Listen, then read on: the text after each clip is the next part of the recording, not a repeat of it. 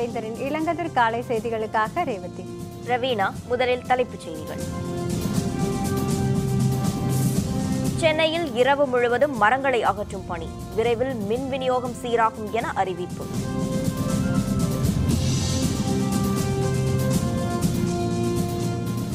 ஊழல் கருப்பு பணத்தை ஒழிப்பதே முதன்மையான குறிக்கோள், பிரதமர் மோடி உறுதி.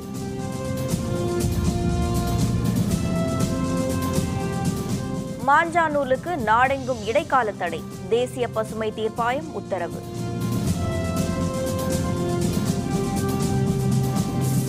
வங்கக்கடலில் அதிதீவிர புயல்கள் உருவாகும் ஆபத்து, அறிவியலாளர்கள் எச்சரிக்கை. சென்னையில் உள்ள சாலைகளில் வர்தா புயலால் விழுந்து கிடக்கும் மரங்களை அகற்றும் பணிகள் போர்க்கால அடிப்படையில் நடைபெற்று வருகின்றன. இரவு பகலாக நடைபெற்று வரும் பணிகளால் முக்கிய சாலைகளில் விழுந்து கிடந்த மரங்கள் எல்லாம் அகற்றப்பட்டுவிட்டன. மின் விநியோகமும் பல பகுதிகளில் சீரமைக்கப்பட்டுள்ளது. அனைத்து பகுதிகளிலும் மின் விநியோகம் விரைவில் சீராகும் என தமிழக அரசு அறிவித்துள்ளது. இது பற்றிய விரிவான விவரங்களை தருகிறார் நமது செய்தியாளர் விக்னேஷ். சென்னையை கடுமையாக தாக்கிய வர்தா புயலில் பெரும்பாலான மரங்கள் எல்லாம் மின்கம்பங்கள் எல்லாம் விழுந்திருந்த நிலையில் மூன்றாவது தினமாக இரவு பகல் பாராமல் போர்க்கால அடிப்படையில் அதை அப்புறப்படுத்தும் பணிகள் நடைபெற்று வருகின்றன. இதில் சென்னை மாநகராட்சி ஊழியர்கள், துப்புரவு பணியாளர்கள், மின் ஊழியர்கள் என தொடர்ந்து இரவு பகலாக அந்த கீழே விழுந்துள்ள மரங்களை எல்லாம் அப்புறப்படுத்தும் பணியில் ஈடுபடுத்தப்பட்டிருக்கின்றனர். வெளியூர்களிலிருந்து ஏராளமான பொக்லைன் இயந்திரங்கள், துப்புரவு பணியாளர்கள் எல்லாம் சென்னைக்கு வரவழைக்கப்பட்டிருந்தனர். அவர்களை பகல் நேரத்தில் அதிக அளவில் போக்குவரத்து நெருக்கடிகள் இருக்கும் என்பதன் காரணமாக முக்கிய சாலைகளில் உள்ள கீழே விழுந்துள்ள அந்த மரங்களை எல்லாம் இரவு நேரத்தில் அப்புறப்படுத்தும் பணிகள் தற்போது மும்முரமாக நடைபெற்று வருகிறது. அதனை அப்புறப்படுத்தும் பணிகள் துரிதப்பட்டிருப்பது என்பதை சொல்ல வேண்டும். ஏராளமான துப்புரவு பணியாளர்கள் சாலைகளில் இருபுறமும் இருக்கக்கூடிய விழுந்த அந்த மரக்கலையெல்லாம் அப்புறப்படுத்தும் பணியில் ஈடுபடுத்தப்பட்டிருக்கின்றனர். பெரும்பாலான இடங்களில் நேற்று மின் விநியோகம் அளிக்கப்பட்டிருக்கின்றன. இன்னும் ஒரு சில உட்பகுதிகளில் மட்டுமே மின் விநியோகம் தடைப்பட்டிருக்கிறது. அதனை சரி செய்யும் பணியில் மின் ஊழியர்களும் ஈடுபடுத்தப்பட்டிருக்கின்றனர். இன்று மாலைக்குள் அனைத்து இடங்களிலும் மின் விநியோகம் அளிக்கப்படும் என தெரிகிறது. தொலைத்தொடர்பு சாதனங்கள் இன்னும் முழுமையாக இருக்கப்படவில்லை. ஏனென்றால் இந்த மின் இணைப்பு துண்டிப்பு காரணமாக ஏடிஎம் மையங்கள் உட்பட தொலைத்தொடர்பு சாதனங்கள் பாதிக்கப்பட்டிருக்கின்றன. அதனை இன்னும் ஒரு வார காலத்திற்குள் அதெல்லாம் சரி செய்யப்படும் என தெரிகிறது. மேலும் சென்னை பிரதான சாலைகளில் அனைத்து இடங்களிலும் அந்த பெரிய அளவிலான கீழே விழுந்துள்ள அந்த மரங்கள் எல்லாம் அப்புறப்படுத்தப்பட்டு தற்போது சுத்தம் செய்யும் பணிகள் தொடர்ந்து நடைபெற்று வருகின்றன. முழுவதுமாக, அதாவது தற்போது ஒரு 50% மரங்களை அப்புறப்படுத்தி இருப்பதாக துப்புரவு பணியாளர் ஒருவர் தெரிவித்திருந்தார். இங்கே பொக்லைன் மூலமும் ஜேசிபி இயந்திரம் மூலமும் இங்கே அகற்றப்படுகின்ற குப்பை கூலங்களை கோயம்பேடு அண்டு நுங்கம்பாக்கத்தில் இருக்க டம்பிங் ஸ்டேஷன்களில் அகற்றி விடுகின்றோம். இன்னும் ஒரு வார காலத்திற்குள் அனைத்து மரங்கள் மற்றும் மின்கம்பங்கள் எல்லாம் சரி செய்யப்பட்டு சென்னை இயல்பு நிலைக்கு திரும்பும் என எதிர்பார்க்கப்படுகிறது. வேந்தர் செய்திகளுக்காக சென்னையிலிருந்து ஒளிப்பதிவாளர் பாலாவுடன் எஸ் விக்னேஷ். வர்தா புயல் பாதிப்புகளை சீரமைக்க 500 கோடி ரூபாயை ஒதுக்கி முதல்வர் ஓ பன்னீர்செல்வம் ஆணை பிறப்பித்துள்ளார். இதுபற்றி தமிழக அரசு அறிக்கை ஒன்றை வெளியிட்டுள்ளது. வர்தா புயலால் சென்னை, காஞ்சிபுரம், திருவள்ளூர் மாவட்டங்கள் பெரிதும் பாதிப்புக்கு உள்ளாகியுள்ளதாக தெரிவித்துள்ள முதல்வர் ஓ பன்னீர்செல்வம், சேதங்களை சீர் செய்யும் பணிகள் குறித்து அமைச்சர்கள், தலைமை செயலர், அரசு ஆலோசகர், காவல்துறை தலைமை இயக்குநர், பல்வேறு துறைகளின் செயலர்கள் ஆகியோரோடு தலைமைச் செயலகத்தில் ஆலோசனை நடத்தியதாக தெரிவித்துள்ளார். ஆலோசனையின் முடிவில் வர்தா புயல் பாதிப்புகளை சீரமைக்க மற்றும் இழப்பீட்டுத் தொகை வழங்குவதற்காக 500 கோடி ரூபாயை ஒதுக்கீடு செய்து உத்தரவிட்டுள்ளதாக தெரிவித்துள்ள முதல்வர் ஓ பன்னீர்செல்வம், அதில் தமிழ்நாடு மின்சார வாரியத்திற்கு 350 கோடி ரூபாயும், சென்னை மாநகராட்சிக்கு 75 கோடி ரூபாயும், பாதிக்கப்பட்ட மீனவர்களுக்கான இழப்பீட்டுத் தொகை வழங்க 10 கோடி ரூபாயும், நெடுஞ்சாலைத்துறைக்கென 25 கோடி ரூபாயும், காஞ்சிபுரம் மற்றும் திருவள்ளூர் மாவட்ட நிர்வாகங்களுக்கு தலா 10 கோடி ரூபாயும் ஒதுக்கீடு செய்யப்பட்டுள்ளதாக தெரிவித்துள்ளார். அரசு கட்டடங்களை சீரமைக்க பொதுப்பணித்துறைக்கு 7 கோடி ரூபாயும், போக்குவரத்து சமீட்சைகளை சீரமைக்க காவல்துறைக்கு 5 கோடி ரூபாயும் அனுமதிக்கப்பட்டுள்ளதாக தெரிவித்துள்ள முதல்வர் ஓ பன்னீர்செல்வம், வண்டலூர் அண்ணா உயிரியல் பூங்கா உள்ளிட்ட பூங்காக்களை சீரமைக்க மற்றும் நோய் தடுப்பு நடவடிக்கைகளுக்கு என சுகாதாரத்துறைக்கும் நிதி ஒதுக்கப்பட்டுள்ளதாக மேலும் தெரிவித்துள்ளார். கச்சத்தீவு அந்தோணியார் தேவாலய திருவிழாவில் தமிழக மீனவர்கள் கலந்து கொள்வதற்கு சிறப்பு ஏற்பாடுகள் செய்யப்படும் என்று தமிழக அரசு அறிவித்துள்ளது. கச்சத்தீவில் அந்தோணியார் தேவாலயம் சீரமைக்கப்பட்டு அதன் திறப்பு விழா வரும் 23ஆம் தேதி நடைபெறும் என்று அறிவிக்கப்பட்டுள்ளது. அந்த விழாவில் தமிழக மீனவர்கள் 100 பேர் கலந்து கொள்வதற்கு இலங்கை அரசு அனுமதி அளித்துள்ளது. மதம் சம்பந்தப்பட்ட விழா என்பதால் இந்த அனுமதி வழங்கப்படுவதாக இலங்கை அதிபர் சிறிசேன தெரிவித்துள்ளார். இந்த நிலையில் கச்சத்தீவு அந்தோனியார் தேவாலய விழாவில் தமிழக மீனவர்கள் கலந்து கொள்வதற்கு சிறப்பு ஏற்பாடுகள் செய்யப்படும் என்று தமிழக அரசு அறிவித்துள்ளது. நாட்டிலிருந்து ஊழல் மற்றும் கருப்பு பணம் ஆகியவற்றை முற்றிலும் ஒழிப்பதே தமது முதன்மையான குறிக்கோள் என்று பிரதமர் நரேந்திர மோடி தெரிவித்துள்ளார். மலேசிய தலைநகர் கோலாலம்பூரில் பத்திரிகை ஒன்று நடத்திய வர்த்தக மாநாட்டில் இந்தியா, சீனா, ஜப்பான், தாய்லாந்து, மலேசியா மற்றும் சிங்கப்பூர் ஆகிய நாடுகளைச் சேர்ந்த தொழில்துறையினர் மற்றும் வர்த்தக நிபுணர்கள் கலந்து கொண்டனர். தில்லியிலிருந்து காணொலி காட்சி மூலம் பிரதமர் நரேந்திர மோடியும் மாநாட்டில் கலந்து கொண்டார். மாநாட்டில் அவர் ஆற்றிய உரையில் இந்தியாவில் நீண்ட காலமாக காணப்படும் ஊழல் மற்றும் பொருளாதார தேக்க நிலையை அகற்ற நடவடிக்கைகள் எடுக்கப்பட்டு வருவதாக தெரிவித்தார். பொருளாதார ரீதியாக இந்தியா முன்னேற தடையாக இருக்கும் ஊழல் மற்றும் கருப்பு பணத்தை ஒழிப்பதே தமது முதன்மையான குறிக்கோள் என்று பிரதமர் மோடி குறிப்பிட்டார். Presently, cleaning the system from black money and corruption is very high on my agenda. This goes closely after digitization and introduction of GST. மதிப்பிழந்த 500 ரூபாய் தாள்களின் பயன்பாடு இன்று நள்ளிரவோடு முடிவுக்கு வருவதாக மத்திய நிதியமைச்சகம் அறிவித்துள்ளது. மத்திய பொருளாதார விவகாரத்துறை செயலர் சக்திகாந்த தாஸ் இது பற்றி வெளியிட்டுள்ள அறிக்கையில், மின்சார கட்டணம், குடிநீர் கட்டணம், மருந்தகங்கள் மற்றும் மொபைல் ரீசார்ஜ் ஆகியவற்றுக்கு மதிப்பிழந்த 500 ரூபாய் தாள்களை இன்று நள்ளிரவு வரை மட்டுமே பயன்படுத்த முடியும் என்று தெரிவித்துள்ளார். நாளை முதல் அவற்றை எந்த தேவைக்கும் பயன்படுத்த முடியாது என்று குறிப்பிட்டுள்ள சக்திகாந்த தாஸ், அதன் பின்னர் வங்கிக் கணக்கில் மட்டுமே செலுத்த முடியும் என்றும் மேலும் தெரிவித்துள்ளார். முன்னதாக 1000 ரூபாய் தாள்களின் பயன்பாடு முடிவுக்கு கொண்டு வரப்பட்டது குறிப்பிடத்தக்கது. 500 மற்றும் 1000 ரூபாய் தாள்கள் மதிப்பிழந்தவையாக அறிவிக்கப்பட்ட பின்னர் இந்திய விமான நிலையங்களில் 70 கோடிக்கும் அதிகமான பணமும் 170 கிலோவுக்கும் அதிகமான தங்கம் ஆகியவை பறிமுதல் செய்யப்பட்டுள்ளதாக அலுவலர்கள் தெரிவித்துள்ளனர். மும்பையில் செய்தியாளர்களுடன் பேசிய மத்திய தொழிலக பாதுகாப்பு படையின் தலைமை இயக்குநர் OP சிங், ரூபாய் தாள்கள் மதிப்பிழந்தவையாக அறிவிக்கப்பட்ட பின்னர் விமான நிலையங்களில் அதிக அளவு பணம் மற்றும் தங்கம் பறிமுதல் செய்யப்பட்டுள்ளதாக தெரிவித்தார். வருமான வரித்துறை மற்றும் சுங்கத்துறையினர் உதவியோடு இந்த நடவடிக்கை எடுக்கப்பட்டதாக அவர் மேலும் தெரிவித்தார்.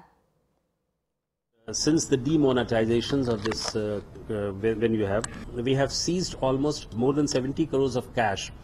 When I say seize, that means we do not seize ourselves. We try to inform the relevant organizations, and more than 170 kilograms of gold has been attended to, and we have informed the relevant departments. பட்டம் விடுவதற்கு பயன்படுத்தப்படும் கண்ணாடி தூள் தடவப்பட்ட மாஞ்சா நூலுக்கு இடைக்கால தடை விதித்து தேசிய பசுமை தீர்ப்பாயம் உத்தரவிட்டுள்ளது. கண்ணாடி தூள் மற்றும் ஆபத்தான ரசாயன பொருட்களால் தடவப்பட்ட நூலால் பட்டம் விடுவதால் மனிதர்கள் மட்டுமல்லாது பறவைகளும் பாதிப்புக்குள்ளாவதாக பல்வேறு சமூக அமைப்புகளும் தொடர்ந்து கூறி வந்தன. இதுபற்றி தனியார் சமூக அமைப்பு ஒன்று தேசிய பசுமை தீர்ப்பாயத்தில் வழக்கு தொடர்ந்தது. அந்த வழக்கு தீர்ப்பாயத்தின் தலைவர் ஸ்வதந்திர குமார் தலைமையிலான அமர்வு முன்பு விசாரணைக்கு வந்தது. வழக்கை விசாரித்த நீதிபதிகள் அமர்வு கண்ணாடித்தூள் தடவப்பட்ட மாஞ்சா நூல் உள்பட ஆபத்தை விளைவிக்கும் மற்ற வகை நூல்களுக்கும் நாடெங்கும் இடைக்கால தடை விதித்து உத்தரவிட்டது. அவற்றை வாங்குவது, விற்பது மற்றும் பயன்படுத்துவது ஆகியன சட்டப்படி குற்றமாகும் என்றும் வழக்கின் விசாரணை அடுத்த ஆண்டு பிப்ரவரி மாதம் 1 தேதிக்கு ஒத்திவைக்கப்படுவதாகவும் தீர்ப்பில் தெரிவிக்கப்பட்டுள்ளது. வங்கக்கடலில் இனி அதிக அளவில் அதிதீவிர புயல்கள் உருவாக வாய்ப்புள்ளதாக அறிவியலாளர்கள் எச்சரிக்கை விடுத்துள்ளனர். இந்த ஆண்டு வங்கக்கடலில் அடுத்தடுத்து 3 புயல்கள் உருவாகின. 2 புயல்கள் வலுவிழந்த நிலையில் வர்தா புயல் சென்னை உள்ளிட்ட 3 மாவட்டங்களை தாக்கி பெரும் சேதத்தை ஏற்படுத்தியது. இந்த நிலையில் அலகாபாத் பல்கலைக்கழகத்தை சேர்ந்த அறிவியலாளர் அசுதோஷ் மிஸ்ர தலைமையிலான குழுவினர் கடந்த 122 ஆண்டுகளாக இந்தியாவை ஒட்டியுள்ள கடல் பகுதிகளில் ஏற்பட்ட பல்வேறு புயல்கள் பற்றி ஆய்வு நடத்தினர். நாடெங்கும் உள்ள தொழிற்சாலைகளால் கடல் பகுதி அதிக வெப்பமடைந்து வருவதால் வங்கக்கடல் பகுதியில் அடிக்கடி வெப்பமண்டல புயல்கள் உருவாகும் என்று அந்த ஆய்வின் முடிவில் அவர்கள் தெரிவித்துள்ளனர். கடந்த காலங்களை ஒப்பிடுகையில் இனி உருவாகும் புயல்களின் சக்தியும் அதிகமாக இருக்கும் என்று அந்த ஆய்வில் தெரிவிக்கப்பட்டுள்ளது. கடந்த 25 ஆண்டு காலத்தை ஒப்பிடும்போது புயல்களின் தீவிரம் அதிகரித்திருப்பது தெரிய வருவதாக அறிவியலாளர்கள் தெரிவித்துள்ளனர். அவ்வாறு உருவாகும் அதிதீவிர புயல்களால் தமிழகம் மற்றும் ஆந்திர மாநிலங்களுக்கு பெருமளவில் ஆபத்து இருப்பதாகவும் அவர்கள் எச்சரிக்கை விடுத்துள்ளனர். திருவள்ளூர் மாவட்டத்தில் 37 தற்காலிக நிவாரண முகாம்கள். உள்ளாட்சித்துறை அமைச்சர் தகவல். விவரம் விளம்பர இடைவேளைக்கு பிறகு.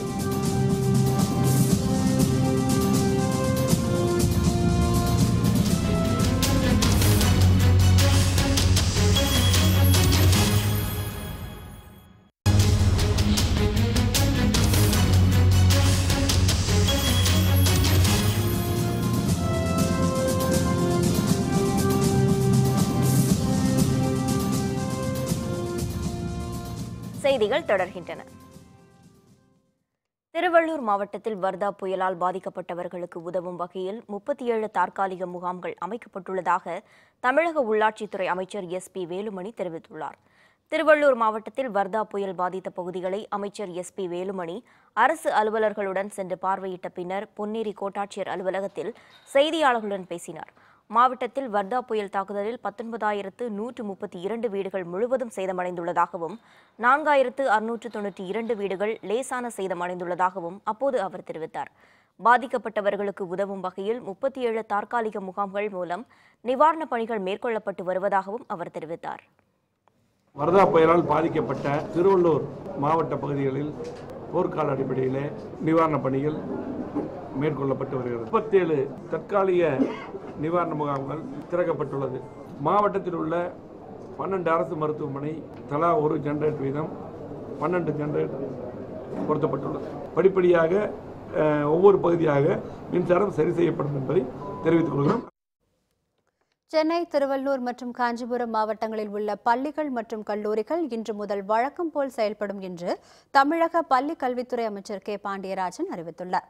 வர்தா புயல் காரணமாக கடந்த திங்கட்கிழமையிலிருந்து சென்னை, காஞ்சிபுரம், திருவள்ளூர் ஆகிய மாவட்டங்களில் உள்ள பள்ளி கல்லூரிகளுக்கு விடுமுறை அறிவிக்கப்பட்டிருந்தது. இந்த மாவட்டங்களில் இயல்பு நிலை திரும்ப தொடங்கிய நிலையில் இன்று முதல் வழக்கம் போல் பள்ளிகள் இயங்கும் என்று பள்ளிக் கல்வித்துறை அமைச்சர் பாண்டியராஜன் தெரிவித்துள்ளார். இந்த ஆண்டு வழக்கமாக பெய்ய வேண்டிய பருவமழை தவறியதை அடுத்து தூத்துக்குடி மாவட்டத்தில் உப்பு உற்பத்தி பணிகளை முன்கூட்டியே தொடங்கியுள்ளனர். இந்திய அளவில் உப்பு உற்பத்தியில் தமிழகம் 2ஆம் இடத்தையும், தமிழக அளவில் தூத்துக்குடி மாவட்டம் முதல் இடத்தையும் பிடித்துள்ளன. வேம்பார் மற்றும் ஆறுமுகநேரி வரையிலும் உள்ள கடற்கரை பகுதியில் 35,000 ஏக்கர் பரப்பளவில் உப்பு உற்பத்தி செய்யப்பட்டு வருகிறது. ஒவ்வொரு ஆண்டும் பருவமழை காலம் முடிந்த பின்னர் தை மாதத்தில் உப்பு உற்பத்திக்கான அடிப்படை பணிகளை தொடங்குவது வழக்கம். ஆனால் வழக்கத்திற்கு மாறாக பருவமழை பொய்த்து போனதால் உப்பள உரிமையாளர்கள் உப்பு உற்பத்திக்கான பணிகளை இப்போதே தொடங்கியுள்ளனர். 6 மாதம் உப்பு சமந்தம் எல்லாம் அம்பரெல்லாம் போட்டு சீசன் முடிஞ்சிருச்சு. திரும்ப மழை கொஞ்சம் மழை அப்படி இப்படி நிறைய பேஞ்ச உடனே தண்ணியெல்லாம் வடித்து விட்டுட்டு மாங்கன்னு அள்ளுவோம், அட்டு சிப்ஸுன்னு அள்ளுவோம், அள்ளி அங்கே குமிச்சு வச்சு அவங்களோட ஏற்றிட்டு போயிடுவாங்க. சிமெண்ட் பேட்டரிக்கு போகும், சாக் பீஸ் தயாரிக்க, பீங்காங்கொப்பைகள் தயாரிக்க, இந்த பிள்ளையார் பொம்மைகள் இதெல்லாம் அந்த தயாரிக்கிறதுக்கு போகும். கிருஷ்ணகிரி மாவட்டம் ஓசூரில் பச்சிளம் பெண் குழந்தையை 200 ரூபாய்க்கு தாய் விற்றது தொடர்பாக காவல்துறையினர் விசாரணை நடத்தி வருகின்றனர். ஓசூர் அருகே தளி பகுதியில் உள்ள மதுகொண்டப்பள்ளி அருகே வசிக்கும் திம்மக்கா கடந்த 8ஆம் தேதி அரசு மருத்துவமனையில் அனுமதிக்கப்பட்டார். அவருக்கு பெண் குழந்தை பிறந்ததை அடுத்து அது தமது 7வது குழந்தை என்பதை மருத்துவர்களிடம் அவர் தெரிவித்தார்.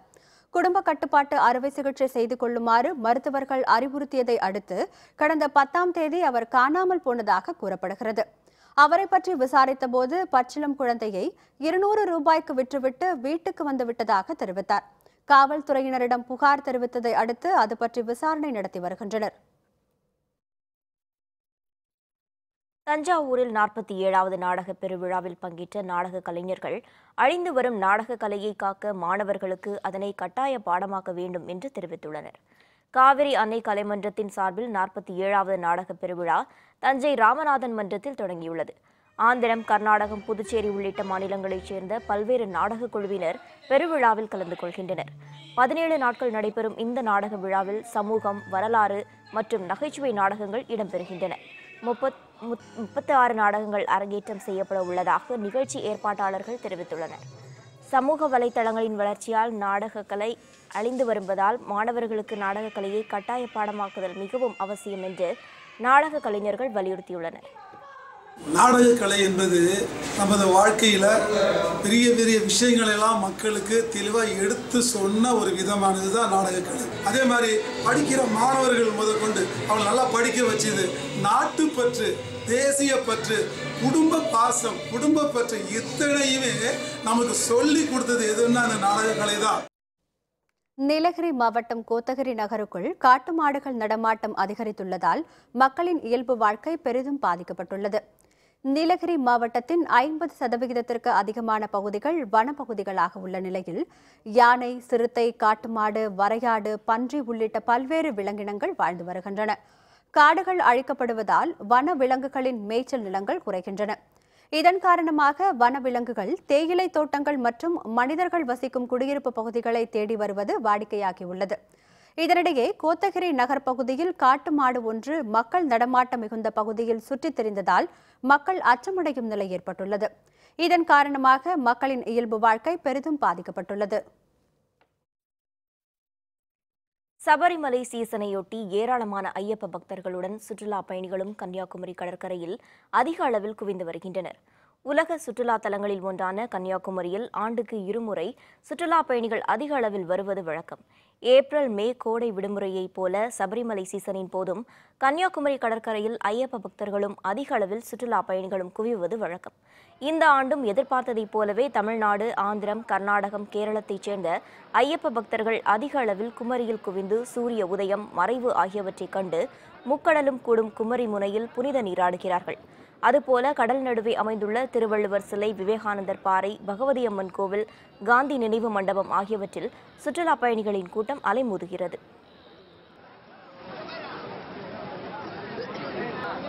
சபரிமலைக்கு போயிட்டு வரோம். வருஷம் இந்த இடத்துக்கு வருவோம். இப்போ பார்த்தோம், நல்லா சூப்பராக இருக்குது. பார்க்கறதுக்கே ஒரு பிரம்மாண்டமாக நல்லா அருமையாக இருக்குது. கூட்டமெல்லாம் பார்த்தீங்கன்னா நல்லா கண்ணு கட்டின நிறைய கூட்டமாக இருக்குது. நிறைய ஐயப்ப பக்தர்கள் இருக்கிறாங்க அங்கே பார்க்கறதுக்கு. கார்த்திகை தீப திருவிழாவையொட்டி சேலம் அருள்மிகு சவுந்தரராஜ பெருமாள் கோவிலில் நடைபெற்ற திருவீதி உலாவை திரளான பக்தர்கள் கண்டு தரிசனம் செய்தனர். கார்த்திகை தீப திருவிழாவின் முதல் 2 நாட்கள் சிவன் ஆலயங்களிலும் அடுத்த 2 நாட்கள் பெருமாள் ஆலயங்களிலும் சிறப்பாக கொண்டாடப்படுவது வழக்கம். சேலம் அம்மாப்பேட்டையில் உள்ள அருள்மிகு சவுந்தரராஜ பெருமாள் திருக்கோவிலில் கார்த்திகை தீப திருவிழாவை முன்னிட்டு 1008 அகல் விளக்குகளில் தீபம் ஏற்றப்பட்டு சகஸ்ரநாமம் தீப ஆராதனை நடைபெற்றது. சவுந்தரராஜ பெருமாள் மற்றும் ஸ்ரீதேவி பூதேவி அம்பாள்களும் சிறப்பு அலங்காரத்துடன் ஊஞ்சல் உற்சவத்தில் பக்தர்களுக்கு காட்சியளித்தனர். தொடர்ந்து நடைபெற்ற மகா தீப ஆராதனையின் போது பக்தர்கள் அனைவரும் கோவிந்தா கோவிந்தா என முழக்கமிட்டு நெஞ்சமுருகி பெருமாளை வணங்கினர். அதனையடுத்து சொக்கப்பனை கொளுத்தப்பட்ட பின்னர் சுவாமி திருவீதி உலா நடைபெற்றது. அதனை கண்டு திரளான பக்தர்கள் பெருமாள் அருள் பெற்று சென்றனர்.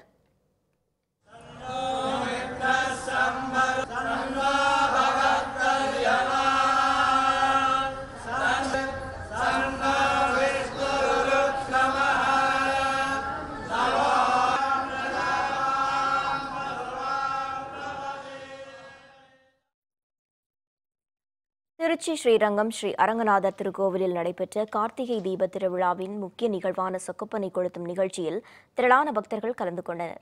திருச்சி ஸ்ரீரங்கம் அரங்கநாதர் திருக்கோவிலில் சொக்கப்பனை கொளுத்தும் திருவிழாவை முன்னிட்டு நம்பெருமாளுக்கு திருமஞ்சனம் நடைபெற்ற பிறகு மாலை மூலஸ்தானம் சென்றடைந்தார்.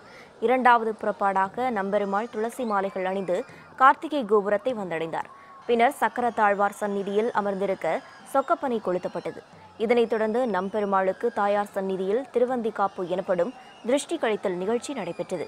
அதன் பின்னர் நம்பெருமாள் மூலஸ்தானம் சென்றடைந்தார். வழிபாடுகளில் திரளான பக்தர்கள் கலந்து கொண்டு நம்பெருமாள் அருள் பெற்று சென்றனர்.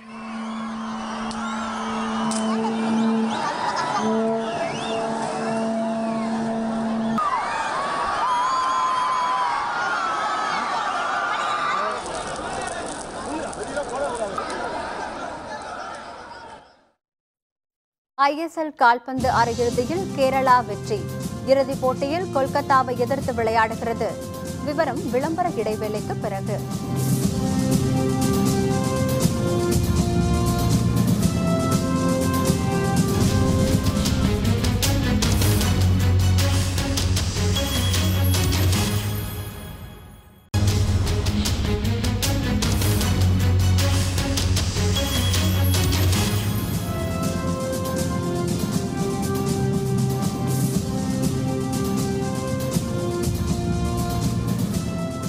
செய்திகள் தொடர்கின்றன. இனி அயலக செய்திகள்.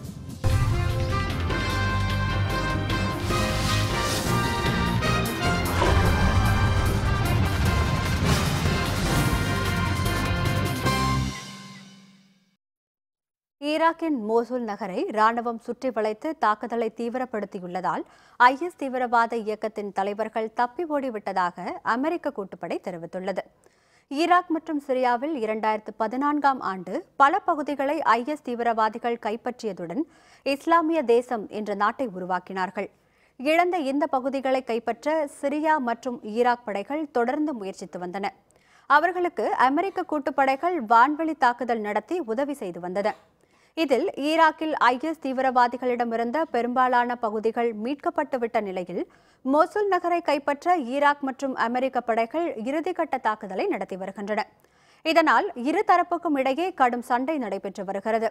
அமெரிக்க விமானங்களும் குண்டு வீசி வருகின்றன. மோசூல் நகரை தக்க வைக்க முடியாது என நினைத்த IS தீவிரவாதிகளின் தலைவர்கள் தப்பி ஓடிவிட்டதாக அமெரிக்க கூட்டுப்படை தெரிவித்துள்ளது.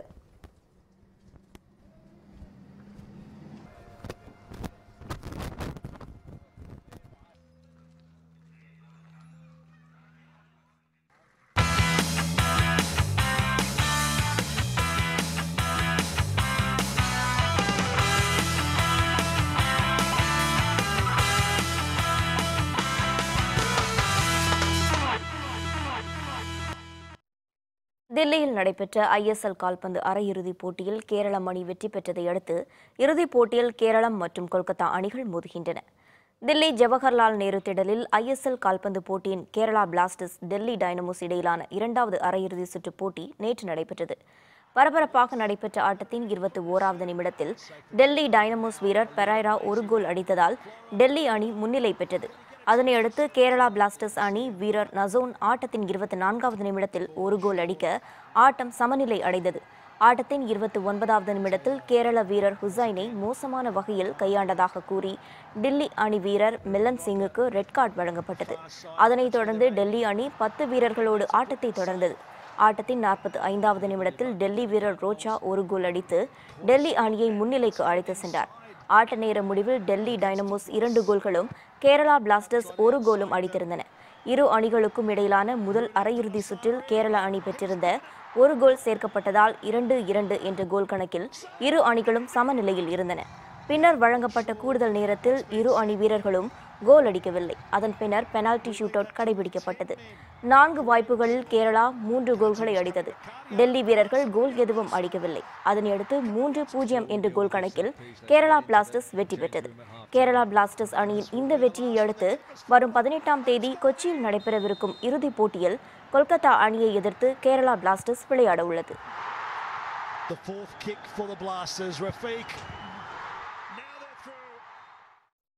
மீண்டும் தலைப்புச் செய்திகள். சென்னையில் இரவு முழுவதும் மரங்களை அகற்றும் பணி, விரைவில் மின் விநியோகம் சீராகும் என அறிவிப்பு. ஊழல், கருப்பு பணத்தை ஒழிப்பதே முதன்மையான குறிக்கோள், பிரதமர் மோடி உறுதி. மாஞ்சா நூலுக்கு நாடெங்கும் இடைக்கால தடை, தேசிய பசுமை தீர்ப்பாயம் உத்தரவு. வங்கக்கடலில் அதிதீவிர புயல்கள் உருவாகும் ஆபத்து, அறிவியலாளர்கள் எச்சரிக்கை.